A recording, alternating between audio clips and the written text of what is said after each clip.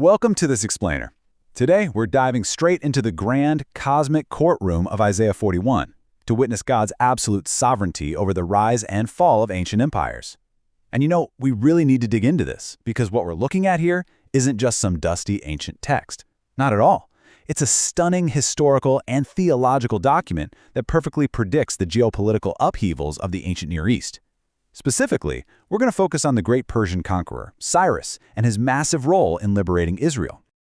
Here's our roadmap for today. First, the cosmic courtroom. Second, Cyrus, the righteous conqueror. Third, the panic of idol makers. Fourth, comfort for chosen Israel. And finally, historical proof and fulfillment. Section 1. The Cosmic Courtroom.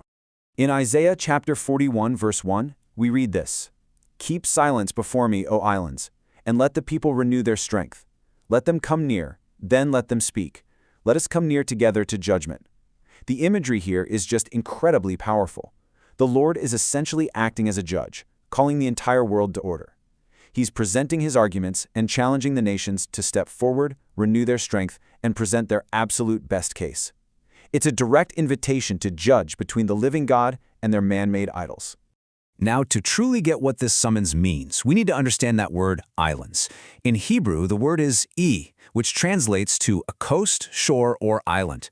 But in the context of the prophet Isaiah, it specifically refers to the countries far away from Judea, those remote regions inhabited by idolatrous Gentile nations. So God isn't just talking to his immediate neighbors here. He is literally projecting his voice across the seas to the farthest edges of the known world, completely demanding their attention. Section 2. Cyrus, the righteous conqueror. Okay, verse 2 asks a critical question.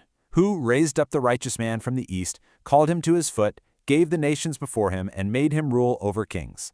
The prophet is revealing that this conqueror, who, by the way, scatters enemies like dust to his sword and driven stubble to his bow, is none other than Cyrus, king of Persia. And the thing is, he isn't just randomly out there conquering, he's actively doing God's work.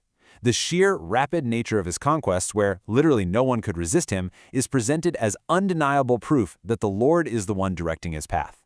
And this gets even more specific in verse 25, which says, "I have raised up one from the north, and he shall come.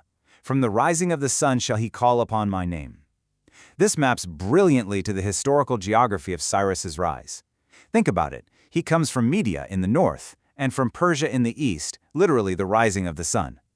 The prophecy states he's going to step upon the mighty princes of Babylon as if they were just mere mortar, crushing them exactly like a potter treading and molding clay to his will. Section 3. The Panic of Idol Makers. Verse 5 captures the world's reaction perfectly. The isles saw it and feared, the ends of the earth were afraid, drew near, and came. Historically, a massive general terror seized the nations when they saw the conquests of Cyrus. Rulers like Croesus of Lydia, Nabonidus of Babylon, and Amasis of Egypt frantically banded together.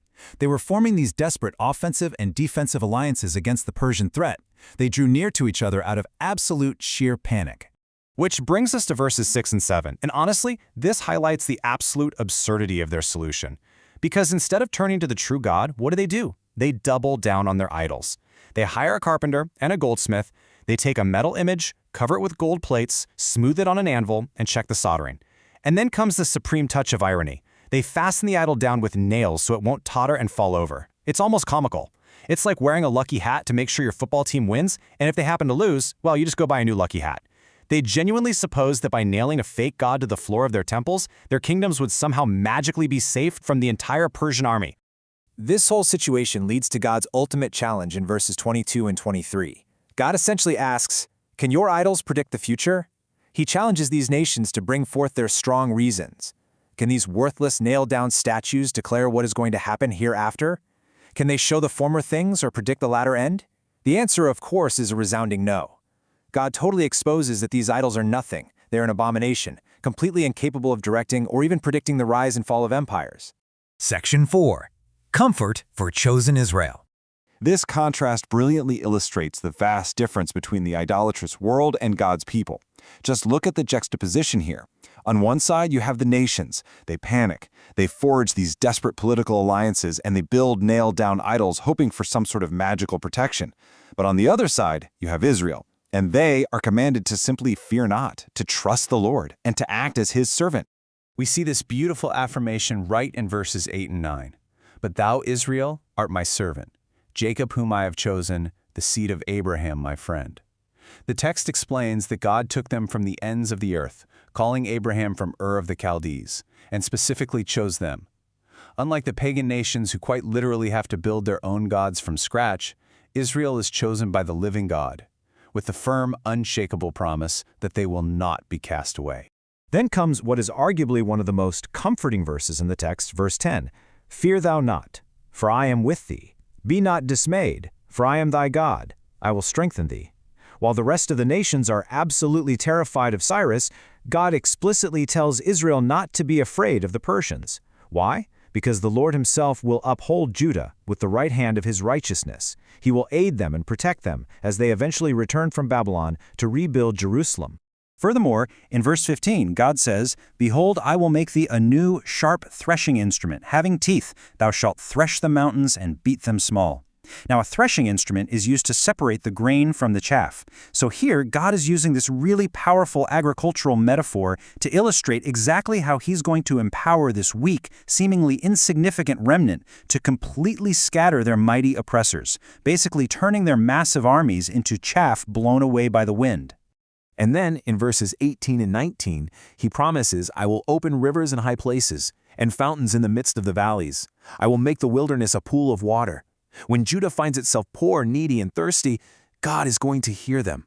He paints this vivid picture of a healed land, a virtual paradise, even planting 7 symbolic trees, like the cedar, the myrtle, and the oil tree, right smack in the middle of the desert. Section 5. Historical Proof and Fulfillment.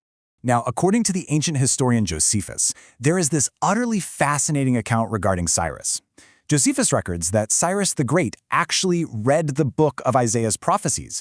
I mean, imagine this for a second. A Persian king is reading a Jewish scroll written 140 years before he even conquered Babylon. And right there in the text, he finds his own name and his exact military conquests described. Josephus notes that when Cyrus read this, he deeply admired the divine power, and an earnest desire and ambition actually seized him to fulfill what was written. And that is what prompted him to send the Jewish people back to their land to rebuild the temple in Jerusalem. So, the absolutely crucial point here is that God's hand didn't just stop with Cyrus. When we look at the timeline, we see how the Lord repeatedly worked through various pagan empire leaders. First, Cyrus decrees the temple rebuilding. Later on, King Darius is swayed by the profound wisdom of his friend Zerubbabel, who made the argument that truth is the strongest force on earth, and Darius grants him permission to continue the work without any interference.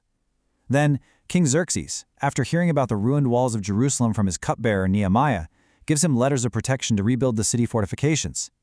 Even Alexander the Great, when approaching Jerusalem, surprisingly bowed to the Jewish high priest. Why? Because he had previously seen that exact priest in a dream assuring him of victory over the Persians. Time and time again, God directed the rulers of the world to protect his people.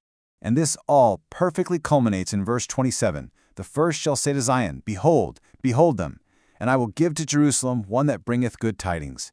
While the idols could say absolutely nothing, God is the first to bring the ultimate good news, that Cyrus would deliver his people, and the exiles would finally be returning home to Jerusalem. Isaiah concludes this entire sweeping argument in verse 29 with a definitive verdict on the idols. Behold, they are all vanity. Their works are nothing. Their molten images are wind and confusion. And really, that's the core takeaway from our explainer today. The idols of the nations, no matter how much shiny gold covers them, or how firmly you nail them to the floor, are utterly empty. They are just wind and confusion. It is the Lord alone who dictates the grand sweep of human history, raising up kings from the east and the north to accomplish his purposes. Which leaves us with a pretty profound final thought. God perfectly orchestrated the movements of Cyrus, Darius, and Alexander to fulfill his promises to a small, captive nation. So I'll leave you with this question. If the Lord meticulously directs the rise and fall of ancient empires, who truly controls the nations today?